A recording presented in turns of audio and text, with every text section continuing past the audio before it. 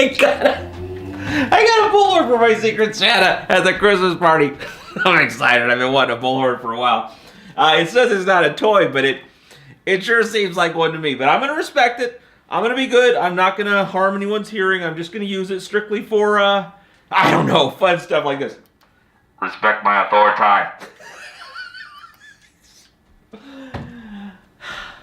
Hey there, Bob from Oregon's Constant Gardener.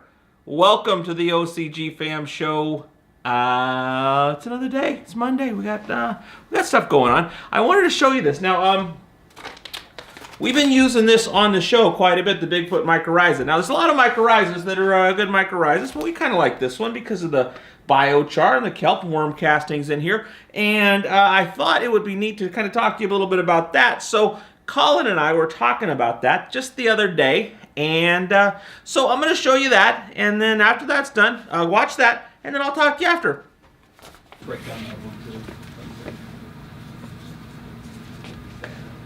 too. Hey there, Bob from Oregon's Constant Gardener. Colin from Oregon's Constant Gardener. How's it going? Welcome to the daily show.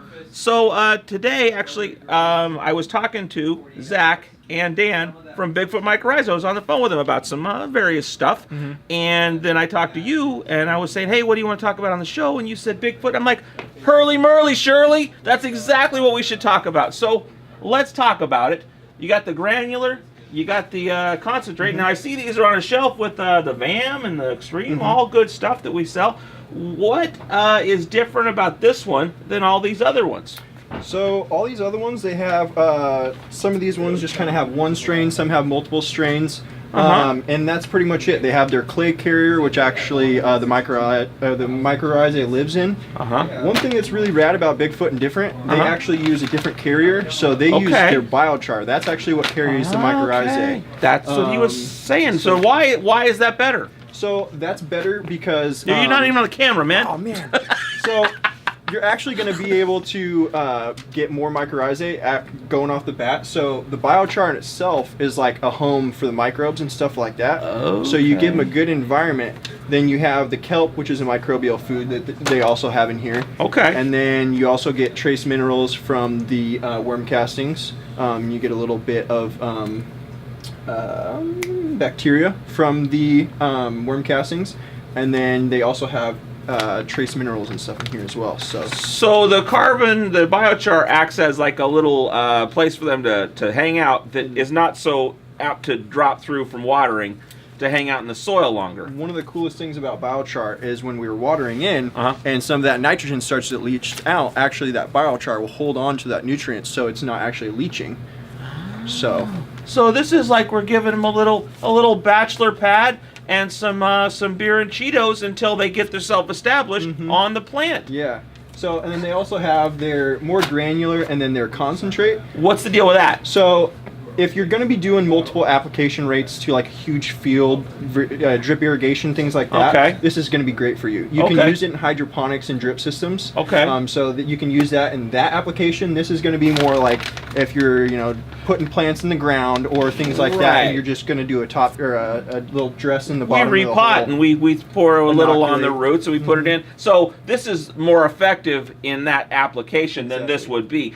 But like also I would say probably like if you're in a grow room or something, you're indoors, that you may have things that come up where you may lose some mycorrhizal, from whatever happens, throughout the cycle, that you'd probably want to re-inoculate. So I guess if you were going to do just one, I mean, better to buy both of these, but if you had to do just one, you'd probably pretty much have to go with the concentrate. Especially, I mean, you could probably put that in your aeroponic system for cloning and stuff like that, so it's going to be beneficial from day one to the day you cut down almost. So. Could you take your your clones or whatever and dip them in a mixture of this before you put them into the? Yeah, but you're gonna definitely want to dilute it in water. You're not. Oh, sure. Or dip it straight in the. Oh, not in that. That's what I meant. Is you'd make a solution. You could dip it in there before you put it in. So not as effective as if you just taken some of this and put that in your soil there, but still effective. And this is something where you can do it as many times as you need to, like every couple of weeks, every 3 weeks? Yeah, what do you think? They recommend every 2 to 3 times if you're going to re-inoculate, so that the fungal mass and everything is just constantly living, constantly going. They constantly have food source and things like that. So very cool. Yeah. Okay. Yeah. Well, we've tried this upstairs. I've been pretty happy with it. Yeah, actually, we're going to work on a permaculture project on a farm that I'm working on too, and this is kind of what we have chosen, just because most of the other ones, not that the other ones aren't good quality. Sure. Yeah. But a lot of times in permaculture, they'll actually add in worm castings and mycorrhizae when they're planting. Sure. Yeah. And this actually kind of cuts a lot of those corners, so we don't have to do a bag of worm castings and then some kelp and then some mycorrhizae. We can do it all at one time. And when we have 300 lavender plants and trees and orchards and stuff like that, this is just a better route for us to go. So outstanding. Okay. Well, and also you're repotting your tomatoes in there, right? Yeah. And then why don't we drag out a bag? We're gonna water in some the mycorrhizae, the concentrate. Very cool. So yeah. Well, thanks for telling us all about that, and thank you for watching. And that's that for today. Maybe stop by and see the little transplant party we got going on. So. Booyah! Very exciting. Sounds good. All right. Thanks. Yeah. Okay, so that's the show for today. I hope you had fun and enjoyed. I got a bullhorn. I'm excited about this. I hope you enjoyed the show. And I'll be back tomorrow. I love you. I'll see you then. For more information about anything on today's show, go to our website, OCGFAM.com. The OCGFAM show, it's pretty good. It happens every day. It's the OCGFAM show. See you tomorrow.